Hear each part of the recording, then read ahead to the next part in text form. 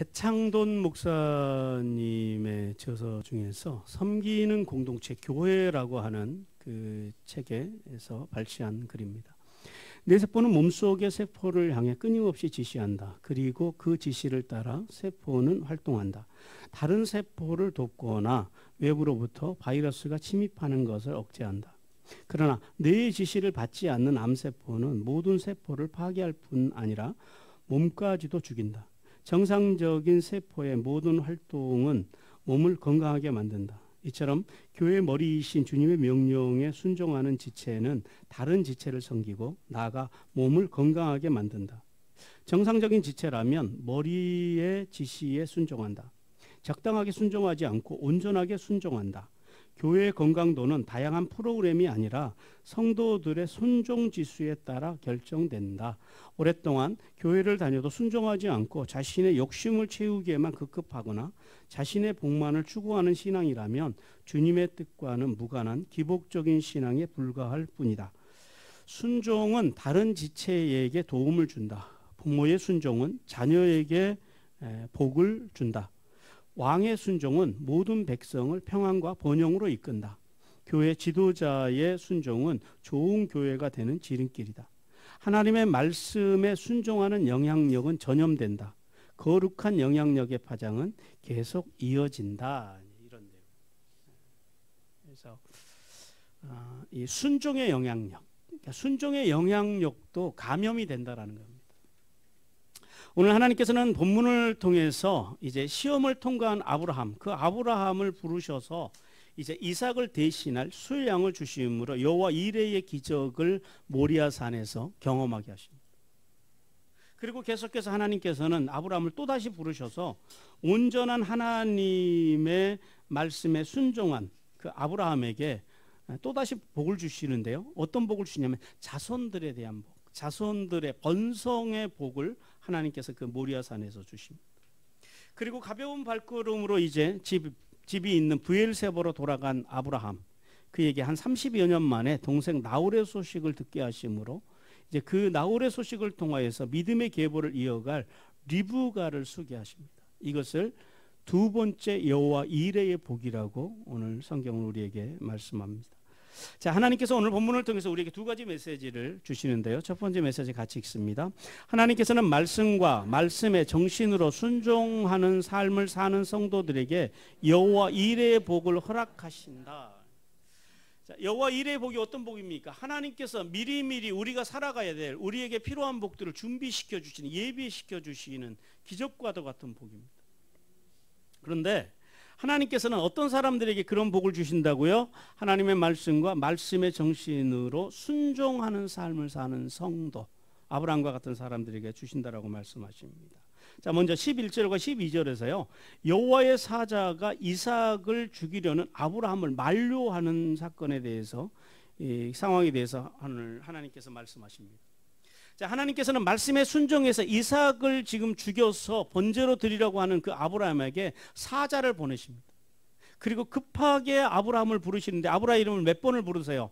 두 번을 부르십니다. 이 두 번이라고 하는 것을 통해서 아브라함의 완전한 순종, 아브라함의 순종이 하나님께서 그렇게 다급하게 부르셔야 될 만큼 완벽한 순종을 드리고 있다는 거예요. 그리고 사랑하는 이삭을 살리시기 위해서요, 하나님께서 급박하게 움직이시는 것을 오늘 우리에게 보여줍니다.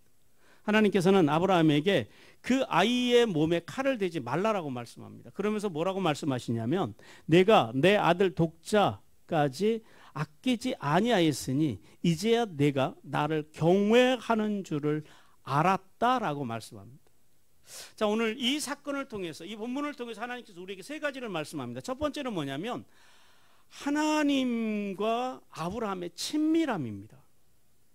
오늘 이 지금 하나님과 아브라함의 이 급한 하나님의 부르심, 그리고 그 하나님의 부르심에 대한 아브라함의 그 응답, 이것은 마치 지금 뭘 연상하게 하냐면 마치 이제 아주 친밀한 친구와 같은, 마치 친구를 부르듯이 하나님은 급하게 부르시고, 그리고 또 하나님께서는, 아브라함은요, 친구의 부름에 응답하듯이 그 친밀함을 오늘 우리에게 보여줍니다. 오늘 이 전능하신 하나님의 부르심 앞에서 아브라함이요, 주저함이 있어요, 없어요? 조금도 주저함이 없습니다. 조금도 주저함 없이 내가 여기 있나이다라고 응답합니다. 이 모습 속에서 하나님과 아브라함의 우리가 생각하는 그 이상의 친밀함을 오늘 본문 속에서 우리는 발견할 수 있습니다. 성도 여러분, 이 하나님과 아브라함, 그러니까 성경의 모든 인물들이 하나님과 다 친밀했던 게 아니에요. 아브라함과 같이 이런 친밀함을 가지고 살아갔던 하나님의 종들은 그렇게 많지가 않습니다. 그 중에 한 사람이 아브라함인데요. 어떻게 아브라함이 이렇게 하나님과 친밀한 관계를 유지할 수 있었을까요? 어떤 신앙이요? 이 두 가지 신앙을 본문 속에서는 우리에게 알려줍니다. 첫 번째는요, 슈브의 신앙입니다. 무슨 말이에요? 아브라함이 인생이 항상 하나님의 뜻에 적합하게 사셨던 건 아니잖아요. 때때로는 헛갈리고, 때때로는 연약하고, 때로는 부족하고, 그런 인생 속에서요, 그렇게 살다가도요, 하나님의 말씀이 일단 임하면 어떻게 해요? 두 가지 반응을 보입니다. 하나님의 말씀으로 돌아갑니다. 이걸 뭐라 그래요? 슈브의 신앙이라고. 회개하고 돌아가는 신앙. 그리고 또 하나는요, 순종의 신앙입니다. 하나님의 말씀이면 아브라함은 일단 덮어놓고 순종합니다. 그 말씀에 대해서 토달지 않습니다. 의심하지 않습니다. 그것이 하나님의 말씀이면 아브라함은 그냥 무조건적인 순종의 신앙을 하나님께 드립니다. 이 두 가지의 아브라함의 신앙의 모습이, 이 두 가지의 신앙을 통해서 이제 아브라함은 자신의 있는 모습 그대로, 자신의 모습 그대로를 사랑하시는 그 하나님과 이렇게 친밀한 관계를 맺게 되었음을 깨닫기를 주님께서 원하십니다. 그리고 두 번째는요, 이제 완전한 아브라함의 순종입니다. 아브라함의 순종의 신앙은 그냥 적당히 순종하는 것이 아니에요. 그러니까 내가 불리하면 불순종하고 내가 유리하면 순종하는 그런 순종이 아니라 오늘 이 모리아산 정상에서 보여준 이 아브라함의 신앙, 아브라함의 순종은요, 완벽한 순종이었다. 그 순종이 얼마나 완벽했던지요, 하나님께서 아브라함을 다급하게 2번이나 부르셔야만 했다라는 거예요. 이제 그것을 보여줍니다. 완전한 아브라함의 믿음, 완전한 아브라함의 순종, 거기에다가요 완전한 아브라함의 행함까지. 그걸 뭐라 그래요? 그걸 믿음이라 그러는 거예요. 우리는요, 믿음을 너무 이제 가볍게 알고 있습니다. 믿음은요, 그렇게 간단한 문제가 아닙니다. 믿으면 구원받는다라고 하는 게 그냥 교회에 적당히 다니면 구원받는다라고 하는 그런 메시지가 아니다라는 거예요. 이 아브라함의 완전한 순종. 아까도 말씀드렸지만 이런 완전한 순종, 이런 하나님과의 친밀함, 이런 하나님과의 그런 대화를 모든 하나님의 사람들이 나누었던 것은 아니었다라는 거예요. 우리 창세기 3장 10절 말씀 같이 읽습니다. 시작. 이르되 내가 동산에서 하나님의 소리를 듣고 내가 벗었으므로 두려워하여 심었나이다. 이 누구의 말이에요? 아담입니다. 아담이 어떤 사람이에요? 아담은 하나님께서 손수 하나님의 손으로 지으신 사람이에요. 그리고 손수 하나님께서 생명을 주신 사람이에요. 그런데 그 아담과 하나님의 관계가 지금 어때요? 아브라함과의 관계는 전혀 다른 관계의 모습을 오늘 본문 속에서 우리에게 보여주고 있다는 거예요. 왜 그래요? 아담은 아브라함이 가지고 있었던 슈브의 신앙도 가지지 못했고, 그리고 최소한 에덴 동산에서는, 그리고 하나님의 말씀이면 절대 순종하는 신앙을 갖지 못했기 때문에 그랬다라는 거예요. 그러니까 아브라함의 인생과 아브라함이 이렇게 하나님과 친밀한 관계를 누리는 것, 그리고 아담이 하나님과 친밀한 관계를 누리지 못하고 결국은요 에덴 동산 쫓겨나는 것, 그 사건의 차이가 뭐예요? 그것은 하나님의 말씀에 얼마나 순종하느냐라는 거예요. 그러니까 완전한 순종이 거기 있는지 없는지, 그 차이가 이제 이렇게 하나님과의 친밀함을 갈랐다라는 겁니다. 오늘 아담은 선악과의 시험을 통과하지 못함으로 인해서 뭐라 그래요? 하나님의 부르심 앞에서 내가 여기 있나이다가 아니라 숨어서 두려워서 숨었나이다라고 대답을 합니다. 성도 여러분, 그러므로 예수 그리스도를 믿어 구원받은 성도들은요, 이 땅에서 살아가면서 만나는 각종 시험들, 하나님이 주시는, 우리에게 주시는 이 테스트, 그러니까 하나님 우리의 믿음을 확증하기 위해서 주시는 이런 시험들 앞에서 하나님의 말씀을 믿고 존중하고 그렇게 살기 위해 발버둥 치는 순종의 믿음을 가지라라고 오늘 주님께서 우리에게 말씀하십니다. 그런 순종의 자세로 살아갈 때만 하나님의 페이버의 은혜를 누릴 수 있다라고 주님께서 오늘 우리에게 말씀합니다. 그리고 세 번째는 아브라함의 신앙을 확증하셨다는 사실을 오늘 이 본문을 통해서 우리에게 말씀합니다. 자, 하나님께서는 오늘 아브라함에게 이렇게 말씀하세요. 내가 내 아들을 아끼지 않았다 그럽니다. 여기서 아끼다라고 하는 말이 무슨 말이냐면은 이제 자제하다, 안전하게 지키다 이런 말이에요. 무슨 말씀이냐면 내 아들의 안전함보다 하나님의 말씀을 더 소중하게 여겼다라는 거예요. 제가 어렸을 때부터 이렇게 저는 이제 아기 때부터 교회를 다녔잖아요. 근데 그러면서 이렇게 쭉 자라오면서 교회 안에서 수많은 어른들을 봅니다. 뭐 지금도 여전히 목사로서 이제 많은 성도들의 모습을 봅니다. 근데 어떤 성도들은 자녀들한테 그래요. 하나님은 대학교 가서 섬겨도 되니까 중고등학교 때는 교회 가지 말고 공부하라라는 거예요. 혹시 뭐 그런 전적이 있으신 부모님들 안 계십니까? 그런 부모들을 교회 안에서 흔치 않게 만납니다. 그런 부모들을. 그런데 오늘 하나님께서는 아브라함에게 뭐라 그러세요? 아브라함의 믿음은 그런 믿음이 아니다라는 거예요. 아브라함에게 중요한 것은 자식이 대학 가고 좋은 직장 가고 이 땅에서 잘 먹고 잘 사는 게 먼저가 아니라 뭐가 먼저라고요? 하나님의 말씀에 순종하는 자녀, 순종하는 가정을 만드는 것. 그것이 아브라함의 먼저다. 그러니까 오늘 이 말씀 속에서 지금 그런 의미가 같이 포함되어 있는 거예요. 하나님께서 아끼지 않았다라고 하는 말씀 속에 그런 말씀이 담겨 있고요. 그 다음에 오늘 본문에서 그러잖아요.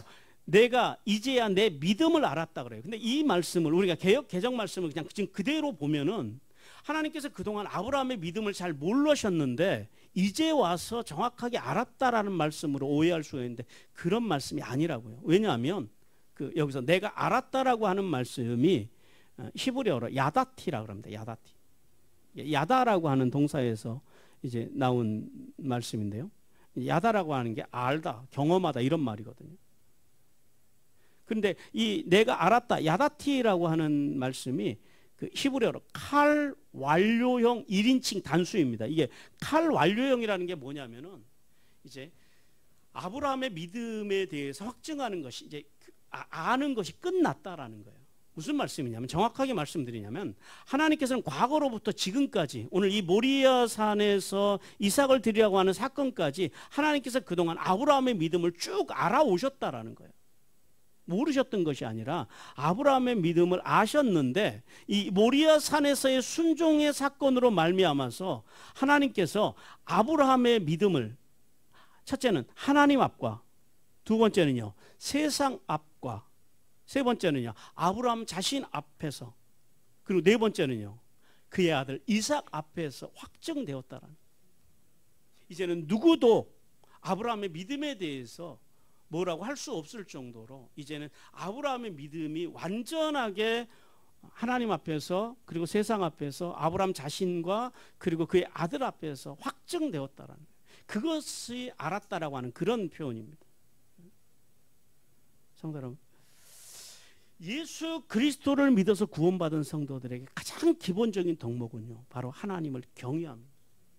하나님께서는 그 경외하는 믿음이 우리에게 있는지 없는지 그것을 보기를 원하신다라는 거예요. 우리 전도서 12장 13절 같이 읽습니다. 시작. 이래 결국을 다 들었으니 하나님을 경외하고 그의 명령을 지킬지어다. 이것이 모든 사람의 본분이라. 뭐가 사람의 본분이라고요? 하나님을 경외하는 것. 오늘 하나님께서는 아브라함에게 뭐라 그러세요? 네가 나를 경외하는 줄을 이제 내가 확증했다라는 거예요. 그러니까 하나님께서 오늘 우리에게도 확증하고 싶으신 것이 뭐냐면 바로 하나님을 경외한 마음이 우리 안에 있느냐라는 거예요. 그러면 경외가 뭡니까? 경외라고. 그러니까 경외라고 하는 말이 히브리어로 야레라고 그러거든요. 두려워하다라는 말입니다. 좀 더 정확하게 이 경외라는 말씀을 이제 우리가 이제 알아야 되는데요. 하나님의 이 경외라고 하는 것은 그거예요. 하나님을 두려워함이라고 하는 것은 하나님의 말씀에 대한 지식을 기초로 하는 것이 경외입니다. 그냥 자기의 어떤 감정으로 어떤 경험적으로 어떤 뭐 역사를 체험하고 이제 그런 경우에는 오래 가지 않아요. 그것도 경외이긴 합니다만은. 그러나 하나님께서 오늘 이제 아브라함에게 말씀하신 이 경외라고 하는 단어는 뭐냐면 하나님의 말씀에 대한 지식을 기초로 순종하는 삶을 드리는 것. 그것을 경외라고 그래요. 하나님을 두려워함으로. 하나님의 뭘 두려워해요? 하나님의 말씀을 두려워하는 거예요. 하나님을 두려워한다라고 하는 것은. 우리가 하나님을 경외한다, 하나님을 믿습니다 하는 거 뭘 믿는다라는 거예요? 하나님의 말씀을 믿는다라는. 그런데 하나님의 말씀을 모르면 하나님이 믿어지냐고요. 하나님의 말씀을 모르는데 어떻게 하나님의 경외가 되냐고요. 그것은 불가능한 일입니다. 하나님께서는 아브라함이 그렇게 하나님의 말씀을 지식을 기초로 순종하는 경외를 드렸다라는 거예요. 그러므로 성도는요, 자신의 감정과 욕망이 아닌 하나님의 말씀에 순종하는 이 경외 신앙을 통해서 하늘에 있으리며 땅에 기름진 복을 받기를 주님께서 원하십니다. 그리고 계속해서 13절과 14절을 통해서 아브라함이 준비된 수양으로 번제를 드림에 대해서 말씀하시는데요. 하나님께서는 아브라함이 눈을 들어서 보니까 숫풀에 뿔이 걸린 수양을 발견했다라고 말씀합니다. 그리고 이삭을 대신해서 그 순양으로 번제를 드렸고 그 땅의 이름을 뭐라고 불렀대요? 여호와 이레라고 불렀다는 거예요. 엄청난 고백입니다. 오늘 이 여호와 이레의 사건을 통해서 하나님께서는 이제 우리에게 두 가지 말씀을 해주시는데요. 첫 번째는 하나님께서는 우리가 말을 하는 대로, 그러니까 오늘 아브라함이 말한 대로 이루어 주셨다라는 사실을 오늘 주님께서는 우리에게 알게 하십니다. 왜 그러냐면 그 모리아 산으로 올라가면서 이삭이 아버지에게 물어봐요. 불도 있고 칼도 있고 나무도 있는데 번제할 어린 양이 어디 있습니까? 라고 아버지에게 묻습니다. 그때 아브라함이 뭐라고 대답하냐면요, 하나님이 자기를 위하여 친히 준비하시리라 그럽니다. 원어로 보면은 엘로힘 이에르로라고 대답하는. 그런데 오늘 본문에서 하나님께서 뭘 준비하셨대요? 한수양이라고 그럽니다. 한수양. 우리 성경에는 한수양이라고 번역되어 있지만은 원문에서는 이 수양을 야일이라고 그럽니다. 야일. 여러분 그 PPT에 보시면서 그 주홍색 글씨를 한번 주목해서 보시기 바랍니다. 엘로힘 이에르로, 그러니까 엘로힘의 알렙, 이에르의 요드, 그리고 로의 라멕. 이 첫 글자들을 모아놓으니까요, 뭐가 되냐면 야일이 됩니다. 한수양이라는 거예요. 그러니까 아브라함이 하나님을 믿고 하나님 아들 앞에서 그 고백했던 그 고백의 말씀대로 하나님께서 아브라함의 말대로 그대로 그 모리아산 그 정상에서 이루어 주셨다라는 거예요. 그래서 하나님께서는 오늘 이 야일, 그 엘로힘 이에르로 야일, 이 단어를 통해서 우리에게 말씀하시는 건 그거예요. 언어의 중요성. 말을 잘하고 살아야 된다. 우리 민수기 14장 28절 같이 읽습니다. 시작. 그들에게 이르기를 여호와의 말씀에 내 삶을 두고 맹세하노라. 내 말이 내 귀에 들린 대로 내가 너희에게 행하리니 그럽니다. 자, 하나님께서 가데스 바네아에서 가나안 땅을 정탐하라고 몇 명을 들여보내요? 12명을 들여보냅니다. 근데 그 중에 10명이요. 가나안 땅을 정탐하고 40일 동안 정탐하고 돌아와서 10명이 부정적인 보고를 합니다. 여호수아와 갈렙을 제외한. 그런데 그 부정적인 보고를 들은 이스라엘 백성들, 그들은 그 정탐꾼들의, 이제 그 정탐꾼들이 그냥 우리가 아는 정탐꾼들이 아니에요. 다 이스라엘의 지도자들입니다. 그 리더들이 들려주는 그 부정적인 말에 대해서 그들이 분별력이 없어요. 총명이 없어요. 총명이란 말이 분별하다라는 말이거든요. 분별력이 없어요. 그리고 그 말을 그냥 그대로 믿어요. 그러니까 하나님의 말씀을 믿는 것이 아니라 그 가데스 바네아에서 출애굽한 이스라엘 백성들이요, 사람의 말을 믿어요. 그리고 그들이 뭐라 그러냐면, 우리가 모세가 아니라 하나님이 세우신 지도자 모세가 아니라 다른 지도자를 세워서 다시 우리가 애굽으로 돌아가자라고 하는 거예요. 이게 뭐예요? 하나님에 대해서 반역을 일으킨 거예요. 쿠데타를 일으킨 겁니다. 그때 하나님께서 너무 마음이 상하셨어요. 그래서 모세에게 그렇게 말씀하십니다. 이 백성들을 전염병으로 다 쓸어버리자. 그리고 모세 너서부터 다시 시작하자라는 거예요. 아브라함으로부터 시작했던 것처럼 모세로 다시 이제 민족을 시작하자라는 거예요. 그렇게 수많은 기적을 경험하고, 낮에는 구름 기둥, 밤에는 불 기둥, 그리고 만나와 메추라기를 아침 저녁으로 먹고, 또 그 전에는요 홍해도 건너고 10가지 재앙도 경험하고. 그러니까 여러분, 기적을 많이 경험한다 그래서 신앙이 좋아지는 건 아니에요. 급하면요 다 육성으로 돌아갑니다. 그러니까 하나님의 말씀으로 인격적으로 신앙이 성숙하지 않은 신앙은요, 체험적인 신앙은 한계가 있더라라는 거예요.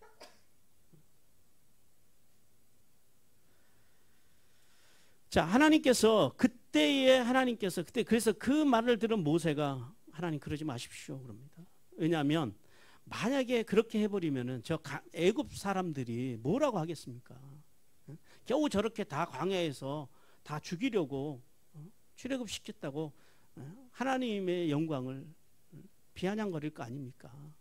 그래서 하나님께서 그때 하신 말씀이 이거예요.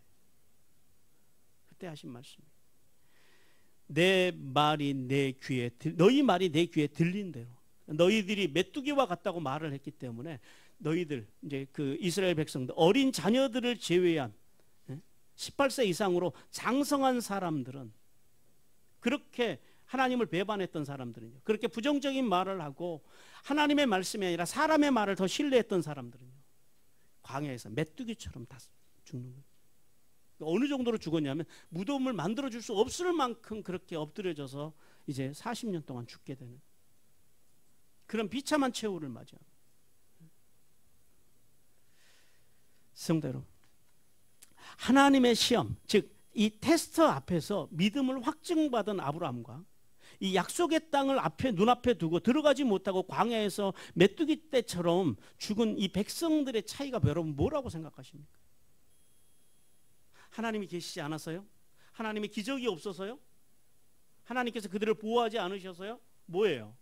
딱 하나입니다. 말입니다. 말. 언어입니다. 언어. 그러니까 한쪽은 아브라함은요 순종의 말을 했고, 이 애굽에서 출애굽한 이스라엘 백성들은요 불순종의 말을 했다라는 거예요. 그것이 그들의 인생을 완전히 갈라놓았다는 사실을 우리는 깨달아야 합니다. 그러므로 구원받은 성도들은요 부정적인 언어를 버려야 됩니다. 그러면 이 부정적인 언어를 버리려면 어떻게 해야 돼요? 생각을 바꿔야 돼요. 여러분의 마음속에 가득 차 있는 그런 부정적인 생각들을 어떤 생각으로 해요? 긍정적인 생각으로 바꿔야 돼요. 그런데 이 생각이라고 하는 게 내가 바꾸고 싶다고 해서 바꿔지냐라는 거예요. 지난날의 상처와 또 마음속에서 지금 이미 형성된 루틴으로 형성되어 있는 그런 부정적인 생각들이 바꿔지기가 그렇게 쉽지가 않거든요. 어떻게 바꿔야 돼요? 바꾸는 해답이 여기 있습니다. 히브리서 10장 16절입니다. 같이 읽습니다. 시작. 주께서 이르시되 그날 후로는 그들과 맺을 언약은 이것이라 하시고 내 법을 그들의 마음에 두고 그들의 생각에 기록하리라 하신 후에, 그럽니다. 자, 부정적인 생각을 바꾸려면 어떻게 해야 되냐면은 하나님께서 우리의 마음속에 뭘 두셨다 그래요? 하나님의 말씀을 두셨다 그래요. 이 마음이라고 하는 것은 히브리어로 레브, 우리의 심장을 이야기하거든요. 하나님께서는 우리의 심장 속에다 하나님의 말씀을 주셨다라는 거예요. 그 다음에요, 그 말씀을 어디다 기록했대요? 우리의 생각. 이 생각이라고 하는 단어가 우리 뇌라는 단어거든요. 뇌와 같은 단어입니다. 그러니까 하나님의 말씀을 우리 지식으로 우리의 뇌 속에 날마다 기록하셨다라는 거예요. 그러니까 기록되어져야 한다라는 거예요. 성도는 하나님의 말씀을 알아야 한다라는 거예요. 성경을 읽어야지 아는 수준이 아니라 그것이 머릿속에 저장되어 있는 말씀해야 된다라는 거예요. 이것이 우리 인생의 루틴으로 나와야 한다라는 거예요. 그럴 때만이 우리가 하나님의 말씀이 우리의 마음속에, 하나님 마음에 두신 말씀이 우리의 마음속에서 역동하고, 그리고 이것이 우리의 생각 속에 기록될 때, 학습할 때, 공부할 때 그것이 비로소 말씀이 마음에서 역동하고, 그래서 생각이 바뀌게 되고, 부정이 긍정으로 바뀌고, 그리고 언어가 바뀌고, 언어가 바뀌면은요 행동이 바뀌고, 행동이 바뀌면요, 인격이 바뀌는, 그렇게 갈 수 있다는. 그러니까 제일 중요한 게 뭐예요? 하나님의 말씀을 마음에 두는 것. 아니, 하나님이 마음에 두신 하나님의 말씀을 내가 믿음으로 받아들이는 것. 그리고 그것을 공부해서 우리가 머리에, 뇌에다가 지식으로 새겨 넣는 것. 그것이 중요하다라는 것이. 그리고 두 번째는요, 하나님은 믿음의 성도들에게 여호와 일의 은혜를 주신다라고 오늘 본문을 통해서 말씀하십니다. 자, 하나님께서는 슈브의 믿음, 즉 헛갈리는 인생을 살다가도 하나님의 말씀이 일단 임하면은요, 아브라함이 어떻게 해요? 일단 하나님의 말씀에 순종하기 위해서 발버둥칩니다. 그런 아브라함에게 하나님께서 오늘 본문에서 어떤 복을 주셨다고요? 여호와 이레의 복을 주셨다는, 여호와 이레의 기적을 베풀어 주셨다는. 이삭을 드려야 되는 그 자리에, 이삭을 드리려고 했던 그 자리에 하나님께서 뭘 주세요? 야일, 한 수은 양을 주십니다. 아브라함의 말대로요. 여러분, 왜 우리는 교회를 다녀도 이렇게 여호와 이레의 하나님을 경험하지 못합니까? 그것은요, 하나님을 믿는 믿음이 없기 때문입니다. 아니, 없다라기보다는 하나님을 믿는 믿음이 연약하기 때문, 온전하지 않기 때문이라는 거예요. 즉, 우리는 교회를 다니면서도요, 하나님의 말씀을 안 믿어요. 아니, 믿는 척 하다가 결정적인 순간이 오면 자기 경험, 자기 육성, 자기 판단으로 돌아가 버립니다. 이것이 우리의 한계입니다. 그러니까 믿음이 없다라고 할 수는 없지만, 그러나 그것이 그냥 평화로울 때 있고 어려운 일이 오고 시련이 오고 환란이 오면은요, 말씀이 아닌 자신의 경험과 자신의 감정으로 돌아가 버리는 게 오늘날 이 시대 그리스도인들의 삶의 모습입니다. 그리고요, 그 말씀을 존중하지 않아요. 그 말씀을 절대 인생의 최고의 가치로 여기지 않아요. 자기 인생의 최고의 가치는 뭐예요? 자기 감정과 자기 경험과 자기 판단입니다. 그래서 아무리 진리를 이야기해도 그런 사람들은요, 평상시에는 멀쩡하다가도 결국은 하나님의 말씀을 존중하기 않기 때문에 앞에서 말씀드린 대로 다시 육성으로 돌아가 버린다는. 그리고 또 한 가지 특징은요, 하나님 말씀대로 살고자 하는 행함이 없다라는 거예요. 신앙은요, 교회에 와서만 있습니다. 그리고 삶의 자리에 나가면은요, 전혀 믿지 않는 사람과 똑같이 살아가는 모습. 그래서 여호와 이레의 기적을 경험하지 못하고 살아간다는. 그러니까 하나님께서 우리에게 복을 주시지 않아서가 아니라, 하나님께서는 모든 하늘의 복과 땅의 복을 이미 우리에게 여호와 이레로 준비해 놓으셨음을 믿으시기 바랍니다. 그런데 그 믿음의 복을, 그 여호와 이레의 복을, 그 기적을 경험할 만한 믿음이 없기 때문에 그렇다라는 거예요. 우리 출애굽기 4장 1절 같이 읽습니다. 시작. 모세가 대답하여 이르되 그러나 그들이 나를 믿지 아니하며 내 말을 듣지 아니하고 이르기를 여호와께서 내게 나타나지 아니하셨다. 그러니까 하나님이 나타나지 아니하셨다라고 말을 해요. 근데 하나님께서는 뭐라고 그래요? 왜 하나님께서 나타나지 않느냐? 왜 우리에게, 우리 인생 가운데 이렇게 아브라함과 같은 여호와 이레의 복이 임하지 않느냐? 왜 이런 기적이 임하지 않느냐? 오늘 하나님께서 뭐라고 그러세요? 두 가지를 말씀하시죠. 첫째는 나를 믿지 않았다라는 거예요. 그 다음에 내 말을 듣지 않았다라는 거예요. 그러므로 성도는요, 누구든지 예수 그리스도를 믿으면 구원을 주신다고 하는 이 십자가의 언약의 말씀을 믿고, 그리고 하나님의 사람으로서 그렇게 그 말씀을 따라 살기 원하는 그런 삶의 자세를 통해서 여호와 이레의 복을 받기를 주님께서 원하십니다.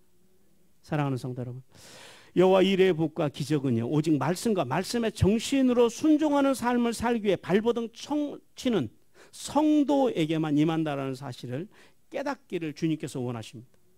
오늘 여기 아브라함처럼, 우리의 믿음의 조상 아브라함처럼, 그리고 예화에서 봤던 이 두뇌의 명령을 받는 이 순종하는 이 좋은 세포들처럼 그냥 순종이 아니라 어떤 순종이요? 완전한 순종으로 하늘에 있으리며 땅에 기름진 복을 받는 성도들이 되기를 주님께서 간절히 원하십니다.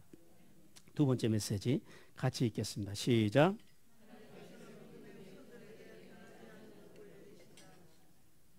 하나님께서는 어떤 자손들에게 변하지 않는 복을 주신다고요? 믿음의 후손들.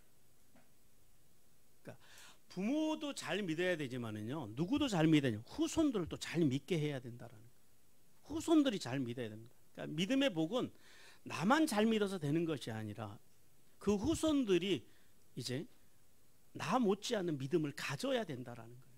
이제 그것이 오늘날 살아가는 우리의 숙제입니다. 오늘 먼저 15절과 18절에서요.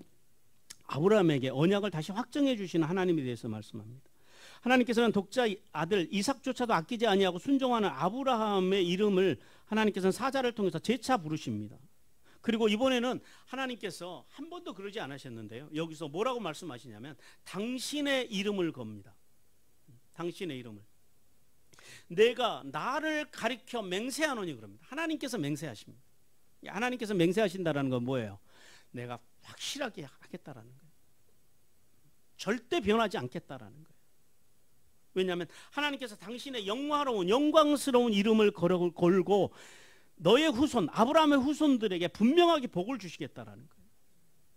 그런데 실제로 아브라함의 후손들에게 이 복이요, 이제 두 가지의 이제 그 언약으로 오늘 대확인시켜 주시는데, 첫 번째는 뭐냐면 자손의 번성에 대한 복을 먼저 주십니다. 자손의 번성. 하나님께서는 아브라함에게 이삭을 통해서 하늘의 별과 바다의 모래와 같이 셀 수 없이 번성하는 자식을 너에게 주실 거라, 후손을 주실 거라고 그래요. 지금 아브라함의 자식은 몇 명이에요? 지금까지는 한 명이에요. 나중에는 몇 명이에요? 아브라함이 세상을 떠날 때는요, 8명이에요. 그리고 하나님께서는 그 아브라함의 그 후손이 대적의 성문, 즉 모든 악의 세력을 이기고 궁극적인 승리를 거둘 민족이 될 것이라고 하나님께서는 그렇게 언약을 하십니다. 그런데요, 이 번성의 복이, 아브라함에게 주신 이 번성의 언약이 실질적으로 두 가지 방면에서 성취가 됩니다.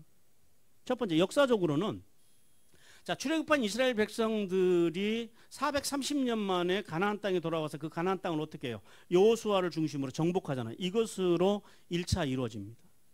그리고 1차 이루어진 사건은 언제냐면 근대에 이제 로마의 AD 70년에 티토 장군에 의해서 이제 예루살렘이 철저하게 파괴되고 이스라엘이 망합니다. 그리고 2000년 동안 나라가 없어요. 그리고 유대 민족들이 2000년 동안 이제 나라 없는 유랑하는 민족으로 살아갑니다.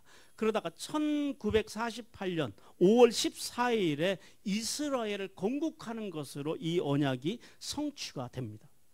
그리고 또한 영적으로는 아브라함의 후손으로 오신 예수님이 십자가 부활과 승천으로 어둠의 주관자인 사탄을 물리치고 에덴 동산에서 아담과 하와가 잃어버린 하나님의 대행자로서의 이 장자권과 통치권을 되찾아 주심으로 이 번성의 복이, 그래서 그 예수 그리스도를 믿는 사람들이 이 땅에 충만하게 이제 많아지는 사건을 통해서 이제 하나님께서 이 언약을 이루어 가십니다. 그리고 두 번째는요, 두 번째 주시는 복은 내 자손을 통해서 천하 만민이 복을 받을 것이라고 하느냐. 천하 만민. 근데 이 복도요, 두 가지 방향에서 성취가 됩니다. 첫 번째는 이제 역사적으로 인류 문명의 발전에 가장 지대한 공헌을 한 사람들이 누구냐? 바로 이 유대인들, 아브라함의 후손들입니다. 그 단적인 증거가 유대인이 전 세계 인구 중에 0.2%거든요. 그 예루살렘에, 그러니까 이스라엘에 사는 그 한 900만, 그 다음에 미국이나 세계 각국에 살아가는 한 500에서 600만 정도, 그래서 한 1,500만에서 1,800만 정도로 지금 유대인들의 그 이제 인구를 그렇게 봅니다. 그런데요, 0.2%밖에 되지 않는 유대인들 중에서 노벨상을 탄 사람들이 몇 프로인 줄 아십니까? 32%가 유대인들입니다. 노벨상의 32%가 0.2%밖에 안 되는 유대인들이 다 차지하고 있다는 거예요. 무슨 말이에요? 그만큼 아브라함의 후손들이 인류 문명에 지대한 공헌을 했다라는 거예요. 그래서 오늘 아브라함에게 내 자손이 내 자신을 통해서 천하 만민이 복을 받을 것이라고 하는 그 언약이 그렇게 이루어져 가고 있다는 거예요. 그 외에도 오늘 이 믿음의 조상 아브라함을 시작으로 했어요. 오늘 우리가 아브라함을 믿음의 조상으로 섬기잖아요. 모시잖아요. 또요, 하나님의 율법을 받은 모세, 그리고 기독교 세계화의 기초를 놓은 바울과 12사도, 그리고 정신분석학의 시조였던 프로이트, 그 다음에 20세기 최고의 물리학자인 아인슈타인, 그리고 세계 최초의 국제금융은행망을 구축했던 로스차일드 가문, 항생제를 개발한 셀만 왁스만, 발명왕 에디슨, 그리고 마이크로소프트를 창업한 빌 게이츠, 페이스북을 창업한 마크 저크버그, 그 다음에 영화감독 스티븐 스필버그, 구글의 공동 창업자인 레리 페이지와 그리고 세르게이 브린 등 말로 헤아릴 수 없는 사람들이 노벨상을 탄 분들 외에도 인류 문명에 지대한 영향력을 끼쳤다라는 거예요. 그러니까 하나님께서 오늘 이제 그 모리아 산에서 아브라함에게 주신 이 복이 어떻게 됐어요? 역사적으로도 이렇게 성취가 분명히 되었다라는 거예요.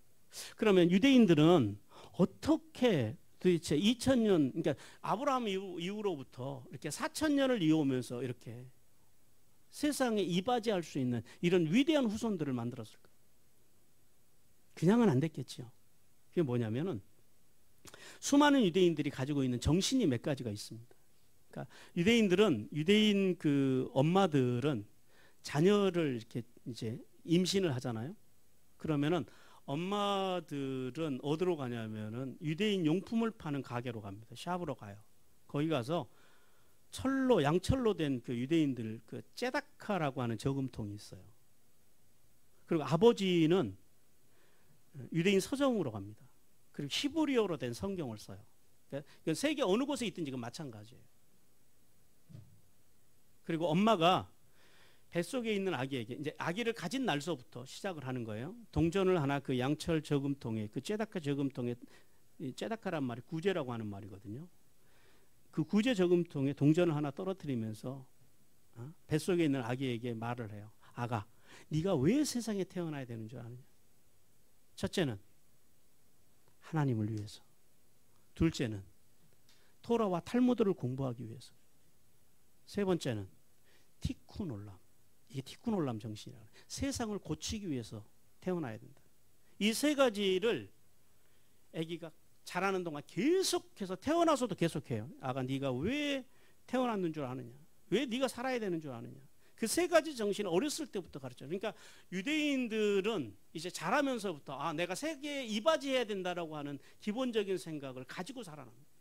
우리는 아이들에게 뭘 가르쳐요? 학교 가서 친구들을 밟고 올라서야 된다라는 거예요. 네가 이렇게 공부하지 않으면 다른 애는 공부하고 있으니까 너 공부해야 된다라는 거예요.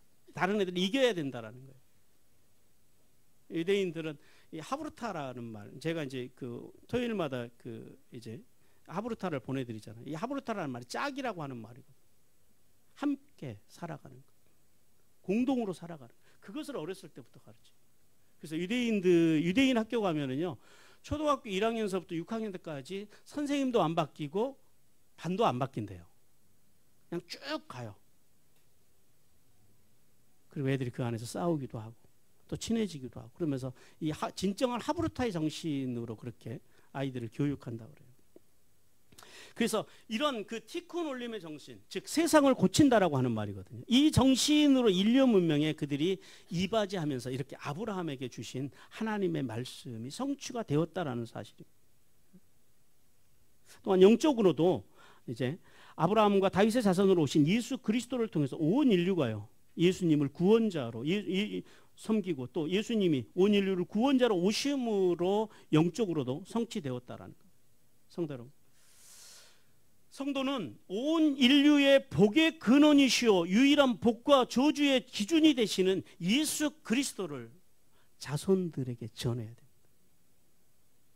그리고 세상에 전해야 됩니다. 그러니까 자손들에게, 그리고 세상에 예수 그리스도를 전해야 돼요. 복을 전하는 복음의 통로, 복의 통로가 되어야 한다고 주님께서 말씀하십니다. 그래서 하나님께서는 우리에게 이런 복의 통로, 하나님의 예수 그리스도를 통한 복을 전하는 통로가 되기 위해서 우리에게 두 가지 사명을 주셨는데요. 첫 번째는 같이 읽겠습니다. 시작. 그리스도의 말씀으로 세상을 거룩하고 흠없고 책망할 것이 없게 세워 하나님과 화해하도록 섬겨야 할 사명이 있다라고 말씀합니다. 하나님께서는 우리에게, 믿는 우리에게, 구원받은 우리에게 사명을 주셨는데 어떤 사명을 주셨냐면 이 세상을, 이 죄 많은 세상을, 이 오염된 세상을 거룩하고 흠이 없고 책망할 것이 없게 세워야 할 사명을 우리에게 주셨다라는 거예요. 우리 골로새서 1장 20절에서 22절 같이 읽겠습니다. 시작. 그의 십자가의 피로 화평을 이루사 만물 곧 땅에 있는 것들이나 하늘에 있는 것들이 그로 말미암아 자기와 화목하게 되기를 기뻐하심이라. 전에 악한 행실로 멀리 떠나 마음으로 원수가 되었던 너희를 이제는 그의 육체의 죽음으로 말미암아 화목하게 하사 너희를 거룩하고 흠없고 책망할 것이 없는 자로 그 앞에 세우고자 하셨으니, 이것이 우리에게 주신 하나님의 사명이라는 거예요. 세상에 나가서 믿는 사람들이 가서 세상을 분열시키고 세상에 상처기를 내고 상처를 주고 세상 사람들에게 근심거리가 되는 기독교가 아니라, 그런 그리스도인이 아니라요, 세상에 나가서 높은 도덕심과 높은 윤리의식을 가지고 높은 신앙을 가지고 인격신앙을 가지고 세상에 나가서 세상 사람들에게 인격신앙을 가지고 그들을 감동시켜서 변화시켜야 된다는 거예요. 그리스도의 복음으로 그들을 거룩하고 흠이 없고 책망할 것이 없게 세워가는 것, 그것이 교회의 사명이고 그것이 성도의 사명이라는 사실을 깨닫기를 주님께서 원하십니다. 그리고 하나님께서 두 번째 사명을 주셨는데요. 같이 읽습니다. 시작. 그리스도의 몸인 교회를 세워 하나님과 원수되어 살아가는 세상을 그리스도 안에서 하나로 통일해야 할 사명이. 성도는요, 교회를 세우는 일에 힘을 쏟아야 됩니다. 하나님께서 제일 좋아하시는 게 뭘까요? 교회를 세우는 겁니다. 하나님께서 그럼 제일 싫어하시는 게 뭘까요? 교회를 생채기 내는 겁니다. 이 교회를 먼저 세워서 하나님과 원수되어 살아가는 세상, 그들을 그리스도 안으로, 우리가 교회 안으로 우리가 이제 불러들여야 된다는 거예요. 그렇게 해서요, 그리스도 안에서 우리가 그리스도인으로 통일되는 것, 그리스도의 복음의 정신으로 복음 안에서 하나 되어져 가는 것, 그것이 하나님께서 우리에게 맡기신 두 번째 사명이라는 거예요. 우리 에베소서 2장 14절에서 16절 같이 읽습니다. 시작. 그는 우리의 화평이신지라 둘로 하나를 만드사 원수된 것 곧 중간에 막힌 담을 자기 육체로 오시고 법조문으로 된 계명의 율법을 폐하셨으니 이는 이 둘로 자기 안에서 한 세 사람을 지어 화평하게 하시고 또 십자가로 이 둘을 한 몸으로 하나님과 화목하게 하려 하심이라. 원수된 것을 십자가로 소멸하시고, 그럽니다.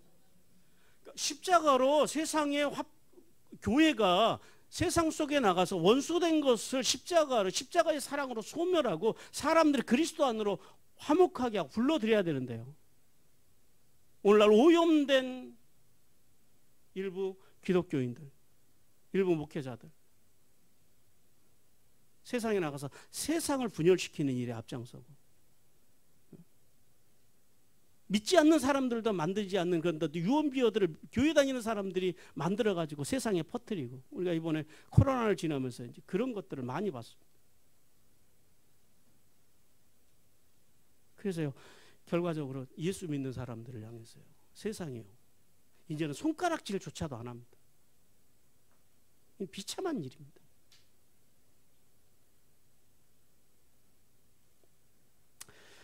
성도는요, 거듭난 성도는, 예수 그리스도를 믿는 성도는 아브라함과 같이 높은 인격, 높은 하나님의 인격과 그리고 높은 도덕심과 높은 윤리의식을 가지고 우리의 영향력이 미치는, 우리 복음의 최소 바운더리가 어디라고요? 가정을 시작으로 해서 내 주위에 내 영향력이 미치는 사람들에게 그리스도 인격을 통해서요, 복음의 은혜를 흘려보내며 살으라고 오늘 주님께서 오늘 우리에게 말씀하십니다. 그리고 이제 마지막으로 19절에서 24절 말씀을 통해서 형제 나홀의 출산 소식을 이제 듣는 아브라함에 대해서 말씀하십니다. 하나님께서는 이제 아브라함이 어려운 시험을 통과하고 이 자손에 대한 이제 하나님의 확실한 복도, 하나님의 이름을 통해서 받고, 그가 모리아 산을 내려가는 그 발걸음이 어땠을까요? 집 브엘세바로 돌아가는 발걸음이 어땠을까요? 가볍고 그리고 그야말로 신나는 발걸음을 가지고 집으로 돌아갑니다. 그리고 집으로 돌아갔더니 이제 거기에 기쁜 소식이 하나 기다리고 있습니다. 어떤 소식이 그에게 들려왔냐면 이제 그의 동생이었던 나홀과 그의 아내들과 그의 자녀들 그리고 그의 자손들 손주들에 대한 소식을 듣게 됩니다. 이제 무려 한 30년 만에 그 듣는 소식이에요. 그런데 왜 하나님께서 여기서 뜬금없이 나홀의 소식을 오늘 전하게 하셨을까요? 이유가 있으시겠죠. 바로 이 본문 뒤에 바로 나오는 이제 22장 다음에 나오는 23장은 어떤 사건이냐면 사라의 죽음입니다. 사라가 죽습니다. 그리고 24장에서는 이삭과 리브가가 결혼하는 사건으로 이어집니다. 그러니까 이 23장과 24장으로 이어지기 전에 하나님께서 오늘 이 나홀의 족보를 통해서 우리에게 나홀의 가족사를 통해서 우리에게 보여주시는 것이 뭐냐면 우리에게 주신 은혜가 뭐냐면 두 번째 여호와 이레의 복을 아브라함에게 주셨다라는 거예요. 오늘 그러니까 본문 속에는 여호와 이레의 복이 두 번 임합니다. 한 수양 야일을 통해서 임하고요. 또 하나는 이제 두 번째 하나님께서 준비하신 그렇게 그 시험을 잘 통과하고 돌아온 아브라함에게 주신 두 번째 여호와 이레의 복이 바로 누구예요? 리브가라는 리브가. 근데 사실은 이제 우리가 이 본문을 보면서 무슨 생각을 하냐면 이 근친 결혼인데 근친 결혼에 대해서 이제 궁금해질 수가 있는데요. 사실 하나님께서는 모세의 율법, 그러니까 하나님께서 그 모세가 시내산에서 모세의 율법을 받기 전까지는 하나님께서 이 근친 결혼을 한시적으로 허락을 하십니다. 왜냐하면 이유는 크게 두 가지입니다. 아직 그 경건한 믿음의 후손, 그 믿음의 가문이 완전히 이루어지지 않았기 때문에 그 경건한 이 당시에는 하나님을 경외하는 사람들이 많지 않았거든요. 그러니까 하나님을 경외하는 그 가족 가문을 이루기 위해서 하나님께서 그 아브라함의 그 가족 시족 안에서 이제 그 이 생명을 자손들을 이어가도록 하나님 그렇게 하셨고요. 그리고 또 한 가지는 하나님께서 창세기에서 허락하신 생육하고 번성하고 땅에 충만하라고 하는 그 명령을 이루시기 위해서 하나님께서 그렇게 하셨다라는 거예요. 그래서 하나님께서는 본문에서 나홀의 12아들 중에서 이제 부두엘과 손녀 그 리브가에 대해서 주목하게 하십니다. 왜냐하면 그 리브가가 누구예요? 믿음의 2대 계보를 이어갈 하나님께서 준비하신 인물이 바로 이 리브가였다라는 거예요. 자, 하나님께서 예비하신 이 믿음의 가문의 2대 안주인인 리브가, 이 리브가라고 하는 이름은 메호옥이라고 하는 이름입니다. 상당히 아름다운 것으로 보여요. 그리고 그 아버지 부두엘의 이름이 뭐냐면 하나님의 사람이라고 하는 그런 의미를 가지고 있습니다. 그러니까 이렇게 부두엘과 리브가를 주목하게 하시는 건 뭐예요? 이제 여러분 전에도 말씀드렸지만은 항상 어떤 기업이고 공동체고 가장 중요한 때가 언제냐면 2대째입니다. 2대째. 우리 2대에서 망하는 기업들과 공동체, 교회들을 많이 봅니다. 그렇죠. 그런데 그래서 하나님께서는 이 이제 믿음의 가문에 이 하나님의 구원의 역사 이 2대를 이어갈 이삭을 하나님께서 준비하셨고 또 그 이삭과 함께 2대를 이어갈 리브가를 지금 준비하고 계시다라는 거예요. 리브가를. 어떤 리브가를 준비하셨냐면은 그의 아버지 이름이 뭐라고요? 부두엘. 하나님의 사람입니다. 하나님의 사람 밑에서 자라난 신앙 안에서 자라난 리브가. 그리고 그냥 신앙 안에서만 자라난 것이 아니라 이제 외적으로도 상당한 미모를 겸비한 여성, 신앙과 지력과 미모를 겸비한 그런 여성을 하나님께서 이제 아브라함의 가문에 복으로 주시기 위해서 예비하고 있다라고 하는 말씀을 오늘 이 본문을 통해 주십니다. 성도 여러분, 하나님께서는 나홀의 족보를 통해서 세상에 우연이란 없다라고 오늘 우리에게 말씀하십니다. 우리가 살아가면서 만나는 모든 만남과 사건 속에는 뭐가 있어요? 하나님의 오묘한 섭리가 있다라는 사실을 깨닫기를 주님께서 원하십니다. 그러므로 성도들은요, 살아가는 동안에 만나는 이 모든 일들 속에 그 속에서 하나님의 뜻을 찾는 자세를 가지라고 주님께서 말씀합니다. 그러나 그 자세 속에서 우리가 한 가지 조심해야 될 것이 있어요. 그게 뭐냐면 하나님께서 우리 인생에 시험을 주시잖아요. 시험은 세 가지가 있다고 그랬어요. 테스트로서 우리의 믿음을 확증하기 위해서 말씀으로 주시는 시험이 있고요. 그 다음에 트라이얼. 하나님께서 우리를 성장시키기 위해서 훈련으로 주시는 시험이 있고요. 그 다음에 마귀가 이 시험은 어디서부터 온다고요? 외부로부터, 환경으로부터, 사람으로부터 온다라는 거예요. 그 다음에 세 번째, 마귀가 주는 시험이 있습니다. 템테이션. 이 뭐예요? 이 시험은 마귀가 주는 건 내부로부터 옵니다. 안에서부터 옵니다. 속사람으로부터 옵니다. 생각으로부터 옵니다. 마음으로부터 옵니다. 그런데 이 테스트로서의 시험과 트라이얼로서의 시험이 왔을 때 그것을 많은 그리스도인들이 착각하는 게 뭐냐? 그걸 저주라고 자꾸 생각한다라는 거예요. 여러분, 분명히 오늘 우리가 알아야 될 것은 그거예요. 구원받은 성도들이 기억해야 할 것은 하나님은요, 그리스도 안에서 말씀을 믿고 그 말씀을 존중하고 그렇게 살기 위해서 발버둥 치면서 슈브의 신앙으로 살아가는 성도들에게는요, 그 어떤 저주도 허락하지 않으신다라는 사실을 믿으라고 주님께서 말씀합니다. 그리고 그 어떤 저주가 와도 하나님께서 그 모든 것들을 보호하시고 지키시고 막으신다라는 사실을 믿으라고 주님께서 말씀하십니다. 그러므로 성도는 모든 환경 속에서 결국은 복을 주시려는 하나님의 선하시고 기뻐하시고 온전한 뜻을 믿고 그것을 바로 분별하는 신앙, 총명이 있는 신앙을 통해서 하늘에 있으리며 땅에 기름진 복을 받기를 주님께서 원하십니다. 사랑하는 성도 여러분,